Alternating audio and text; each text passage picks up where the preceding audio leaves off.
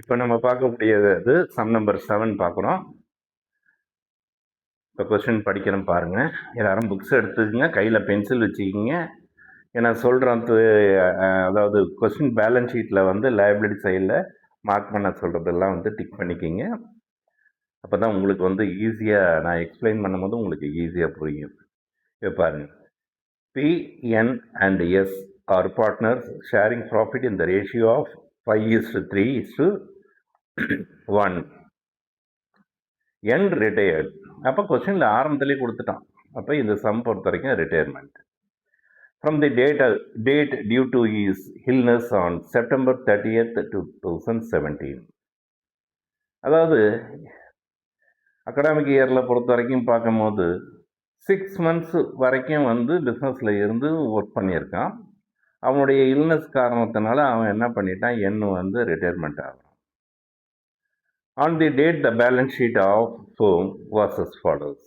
அப்போ அந்த தேதி அன்னைக்கு பேலன்ஸ் ஷீட் கொடுத்துருக்காங்க. இப்போ எல்லோரும் பென்சில் எடுத்துக்கோங்க. லைபிலிட்டி சைடில் நமக்கு தேவையானது என்னென்ன இருக்குதுன்னு சொல்லி பார்க்கும்போது ஜென்ரல் ரிசர்வுக்கு டிக் பண்ணிக்கிங்க. அடுத்தது பொறுத்த வரைக்கும் பார்க்கும்போது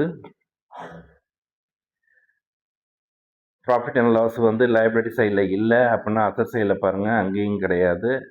அதுக்கு அடுத்தது கேபிட்டல் டிக் பண்ணிக்கிங்க. இப்போ நமக்கு இருக்கிறது வந்து 2 ஐட்டம்ஸ் தான் இருக்குது. அதுக்கு அடுத்தது இப்போ கீழே அட்ஜஸ்ட்மெண்ட்ஸு படிக்கிறேன் பாருங்கள்.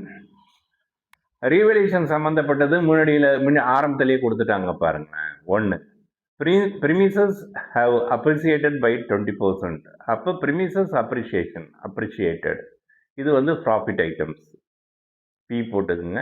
அடுத்தது ஸ்டாக் டெஸ்ட்ராய்டு பை ஃபயர், அதாவது ஸ்டாக்கு டெஸ்ட்ராய்டு பை 10%, அதாவது 10% வந்து உங்களுக்கு ஸ்டாக் வந்து டெஸ்ட்ராய்ட் ஆகி போயிடுச்சு, வீணப்படுத்து. இது வந்து ஒரு loss item. And provision for doubtful debts was to be made 5% on debtors.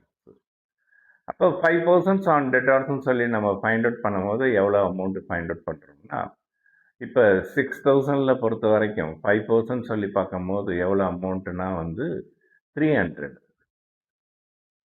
ஆனால் ப்ரொவிஷன் ஃபார் பேடப்ஸ் வந்து ஆல்ரெடி பொறுத்த வரைக்கும் பார்க்கும்போது எவ்வளோன்னா 400 வந்து என்ன பண்ணிட்டாங்க, லெஸ் பண்ணிட்டாங்க.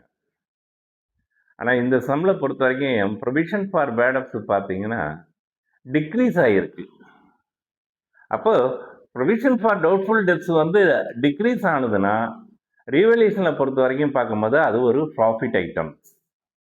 எவ்வளோ டிக்ரீஸ் ஆகிருக்குன்னா 100 rupees. அப்போ ஆல்ரெடி வந்து பேடப்ஸ், அதாவது ப்ரொவிஷன் ஃபார் டவுட்ஃபுல் டெப்ஸ்ன்னு சொல்லிட்டு 400 ரூபாயை வந்து மைனஸ் பண்ணிட்டாங்க. ஆனால் இப்போ வேல்யூஷன் பண்ணும்போது ஆக்சுவலாக வந்து 400 ரூபா வராதுன்னு நினச்சிட்டு இருந்தோம். ஆனால் 300 ரூபா தான் வராது. அப்போ 100 ரூபா வந்துடுச்சு. அப்போ இது உங்களுக்கு பொறுத்த வரைக்கும் என்னென்னா ஃபேவரபிள். அப்போ ரீவல்யூஷன் அக்கௌண்ட்டில் இது எங்கே வரும்னா ப்ராஃபிட் ஐட்டம். அடுத்தது further provision for legal damages to be made by rupees 1,200. அப்போ லீகல் டேமேஜஸ் பொறுத்த வரைக்கும் பார்க்கும்போது எவ்வளோ அமௌண்ட்டுன்னா 1,200 வந்து உங்களுக்கு பொறுத்த வரைக்கும் ப்ரொவிஷன்ஸ் அடிஷ்னலாக ஏற்பட்டிருக்கு. அப்போ இதுவும் வந்து உங்களுக்கு பொறுத்த வரைக்கும் ஒரு லாஸ் ஐட்டம்ஸ்.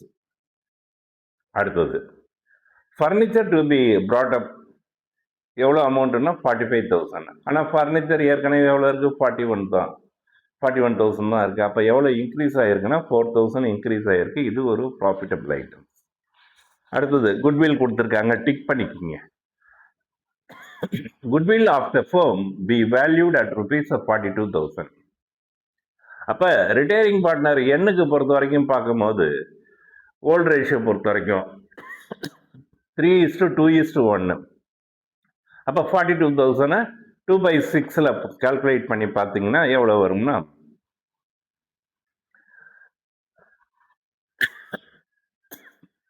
12,000 வருது. அது நான் கால்குலேஷன் போடும்போது போட்டுப்போம். அடுத்தது மூணாவது adjustments 26,000 for N capital account B transfer to is loan account. அதாவது 26,000 வந்து அதாவது என்ன ரிட்டையர்மெண்ட்டுக்கு நம்ம பணம் கொடுக்கணும்ல, அதில் 26,000 வந்து நீங்கள் வந்து அவருடைய லோனாக ட்ரீட் பண்ணிக்கிங்க. அந்த balance B paid through bank. Balance இருக்க அமௌண்ட்டை வந்து நம்ம எப்படி பே பண்ண போகிறோம்னா பேங்க் மூலமாக பே பண்ண போகிறோம். பேங்க் மூலமாக பே பண்ணும்போது என்ன தான் பண்ணுவோம்னா லோன் தான் போடுவோம்.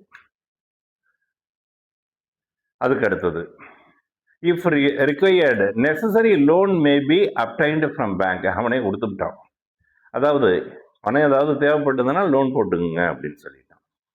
நிறைய share of profit till the date of retirement is to be calculated on the basis of last year profit rupees 60,000. அவன் வந்து 6 மாத காலங்கள் வந்து நம்ம பிஸ்னஸில் வந்து அவன் வந்து இருந்திருக்கான். அப்போ வந்து அவனுக்கு லாபத்தில் பங்கு கொடுக்கணும் அப்படின்னு சொல்கிறாங்க. அந்த லாபத்தில் பங்கு கொடுக்கும் போது எவ்வளோ அமௌண்ட்டில் கண்டுபிடிச்சி கொடுக்க சொல்கிறாங்கன்னா 60,000 ரூபாயிலேருந்து அவனுடைய ஷேரிங் ரேஷியோ தான் பார்த்தீங்கன்னா 2/6ன்னு சொல்லி பார்த்தீங்கன்னா எவ்வளோ அமௌண்ட்டுனா 2/6 இன்ட்டு எத்தனை மாத காலங்கள்? 6 மாத காலங்கள். அப்போ 6 டிவைடட் பை 12ன்னு சொல்லி போடணும் கால்குலேஷன். அது கால்குலேஷன் வரும்போது நான் சொல்லிக்கிறேன். அடுத்தது நியூ ப்ராஃபிட் ஷேரிங் ரேஷியோ கொஸ்டினில் கொடுத்துருக்காங்க 5:1. அப்போ கண்டிப்பாக நீங்கள் வந்து இந்த குட்வில்லை பொறுத்த வரைக்கும் பார்க்கும்போது கான்ட்ரிபியூட் பண்ணும்போது, அதாவது ரிமைனிங் பார்ட்னர் கான்ட்ரிபியூட் பண்ணும்போது எந்த ரேஷியோவில் தான் கான்ட்ரிபியூட் பண்ணணும்னா கெய்னிங் ரேஷியோவில் தான் அவங்க கான்ட்ரிபியூட் பண்ணணும்.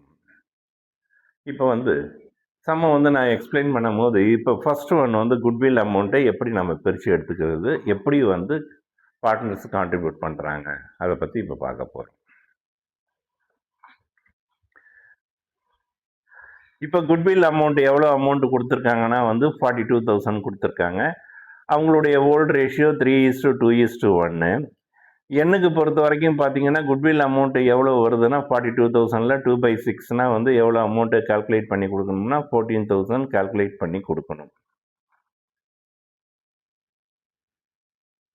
அடுத்தது find out the gaining ratio. இப்போ நம்ம என்ன கண்டுபிடிக்க போகிறோம்னா நியூ ப்ராஃபிட் ஷேரிங் ரேஷியோ கொடுத்துருக்கிறதுனால கெய்னிங் ரேஷியோ கண்டுபிடிக்கணும். அதுக்கு ஃபார்முலா வந்து new share minus old share. New share பொறுத்த வரைக்கும் பார்த்தீங்கன்னா 5:1ன்னு சொல்லி கொஸ்டினில் கொடுத்துருக்காங்க. ஓல்டு ஷேர் பொறுத்த வரைக்கும் 3:2:1. இப்போ பிக்கு பொறுத்த வரைக்கும் ஃபைண்ட் அவுட் பண்ண போகிறோம். பிக்கு பொறுத்த வரைக்கும் நியூ ப்ராஃபிட் ஷேரிங் ரேஷியோ வந்து 5:1னா 5/6 மைனஸ் அவருடைய ஓல்டு ஷேர் பொறுத்த வரைக்கும் 3/6. காமன் ஃபேக்டர் வந்து நம்ம வந்து 6னே சொல்லி எடுத்துக்கிட்டோம். 6ல் 6 வந்து 1 டைம்ஸு 1 × 5 5. அடுத்தது 6ல் 6 1 டைம்ஸு 1 × 3 வந்து 3. தட்ஸ் ஈக்குவல் டு மைனஸ் பண்ணி போட்டிங்கன்னா 2/6. இப்போ டினாமினேட்டர் பொறுத்தவரைக்கும் ரெண்டுக்கும் 6ஆக இருக்கிறதுனால இங்கே ஸ்ட்ரெயிட்டாகவே நேரடியாக எல்சிஎம்லாம் போடாமல் மைனஸ் பண்ணியே போட்டுடலாம். 2/6ன்னு சொல்லி போட்டுக்கலாம். அடுத்தது எஸ்ஸுக்கு பொறுத்த வரைக்கும் பார்த்தீங்கன்னா ஓல்டு ஷேர் பொறுத்த வரைக்கும் 1/6. அதே மாதிரி நியூ ஷேர் பொறுத்த வரைக்கும் 1/6. 5:1னா 1/6 மைனஸ் ஓல்டு ஷேரும் பொறுத்த வரைக்கும் பார்த்தீங்கன்னா 1/6. அப்போ என்ன வருதுன்னா 1/6 மைனஸ் 1/6 என்னன்னா 0. அப்போ இவருக்கு எந்த வித பெனிஃபிட்டும் கிடையாது, அதனால் இவர் எதுவுமே கான்ட்ரிபியூட் பண்ண மாட்டார். அப்போ கெய்னிங் ரேஷியோ பார்த்தீங்கன்னா 2:0. அப்போ குட்வில் அமௌண்ட்டு எவ்வளோ வந்திருக்குதோ அந்த என்டையர் அமௌண்ட்டை யார் தான் கொடுக்கணும்னா பி ஒன்லி தான் கொடுக்கணும். அப்போ குட்வில் அமௌண்ட்டு வந்து ரிட்டையரிங் பார்ட்னருக்கு எவ்வளோ வருதுன்னா 14,000 வருது. அந்த என்டையர் அமௌண்ட்டு யார் தான் கொடுக்க போகிறான்னா பி மட்டும் தான் கொடுக்க போகிறாரு. அப்போ பீஸ் ஷேர் ஆஃப் குட்வில் கான்ட்ரிபியூட் எவ்வளோன்னா யாருக்கு கொடுக்குறாருன்னா ரிட்டையரிங் பார்ட்னருக்கு அமௌண்ட்டு எவ்வளோன்னா 14,000. அப்போ இதில் ஒன்றும் சந்தேகம் ஒன்றும் கிடையாதுல்ல, அதாவது குட்வில் அமௌண்ட்டு கண்டுபிடிச்சதில்ல. அடுத்தது ரிட்டையரிங் பார்ட்னர் வந்து எத்தனை மாத காலங்கள் வந்து பிஸ்னஸில் இருந்திருக்காரோ அதுக்கு வந்து நாம் வந்து ப்ராஃபிட்டில் பங்கு கொடுக்கணும். அது கொஸ்டின்லேயே கொடுத்துட்டு நான் லாஸ்ட் இயர் ப்ராஃபிட் பொறுத்த வரைக்கும் எவ்வளோ அமௌண்ட்னா 60,000 கொடுத்துருக்காங்க. இன்ட்டு அவருடைய ஓல்டு ஷேர் பிரகாரம் பார்த்தீங்கன்னா 3:2:1னா அப்போ 2/6 இன்ட்டு அவர் எப்போ பிஸ்னஸ் விட்டு வெளில போகிறாருன்னா செப்டம்பர் 30 போகிறாரு. அப்போ 6 மாத காலங்களுக்கு மட்டும் ஃபைண்ட் அவுட் பண்ணி கொடுங்க. அப்போ எவ்வளோ அமௌண்ட்டு வருதுன்னு சொல்லி பார்க்கும்போது 10,000 வருது, 10,000 வருது. அப்போ இதை வந்து நம்ம வந்து ப்ராஃபிட் அண்ட் லாஸ் அக்கௌண்ட் வந்து நம்ம வந்து சஸ்பென்ஸ்ன்னு சொல்லி ட்ரீட் பண்ணிக்கலாம். இப்போ இது முன்னாடியே வந்துடுச்சு. காரணம் என்னென்னா இப்போ அடுத்தது பார்த்தீங்கன்னா டெத்துக்கு வந்ததுன்னா கண்டிப்பாக லாபத்தில் பங்கு கொடுக்க சொல்லுவாங்க. அப்போ வந்து பார்த்தீங்கன்னா அதை கண்டுபிடிச்சி கொடுக்க பேர் வந்து profit and loss suspense account.